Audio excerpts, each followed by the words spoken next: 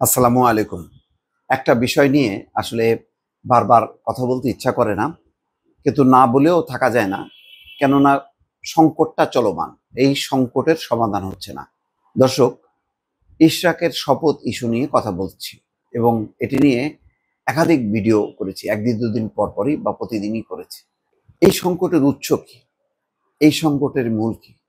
সবাই কিন্তু আমরা বুঝতে পারছি, কিন্তু আইন কানুন মেয়াদ নাই এইসবের উপরে দোহাই দিয়ে আমরা কিন্তু চুপচাপ আছি। আসলে বোঝাই যাচ্ছে যে কোনো ব্যক্তি বা কোনো গোষ্ঠী একেবারে হীন রাজনৈতিক স্বার্থে ইশরাকের শপথ অনুষ্ঠানে বাধা সৃষ্টি করে আইনগত জটিলতা তৈরি করে এমন একটা পরিস্থিতির মধ্যে ফেলা, যাতে সবাই বলে এটা তো মেয়াদ নেই, কি দরকার 1 মাসের জন্য মেয়র হওয়া, 5 দিনের জন্য মেয়র হওয়া, 7 দিনের জন্য মেয়র হওয়া। কিন্তু এটা বুঝতে পারছে না যে এইটা যদি রায়টা বাস্তবায়ন করে, তাহলে ওই মেয়র তাপস যে বুক ফুলায় জিতছিল তার একটা পরাজয় ঘটবে, নৈতিক পরাজয়।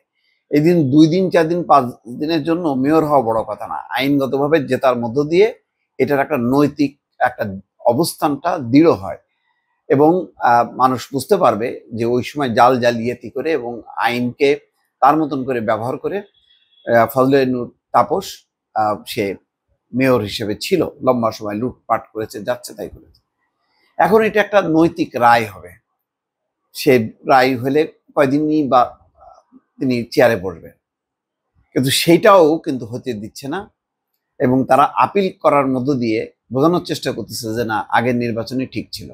সেটার চেয়ে বড় কথা হলো যে ইশরাক মেয়র হিসেবে আসুক এবং আগামী দিনে যে সে এই অঞ্চলের একটা মেয়রের সম্ভাব্য বড় প্রার্থী, আগে থেকে তাকে ঠেকায় দেয়া।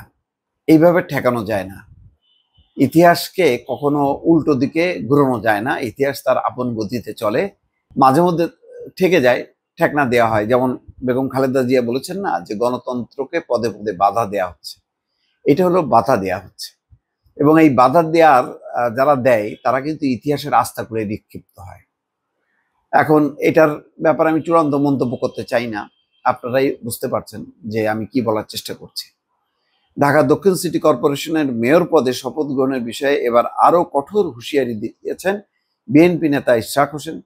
তিনি বলেছেন, এই সরকারকে এখন বাধ্য হয়ে বলতে হচ্ছে অবিলম্বে মেয়র পদে শপথ গ্রহণের ব্যবস্থা না করলে ঢাকার ভোটারদের নিয়ে নিজেই শপথ করে চেয়ারে বসব।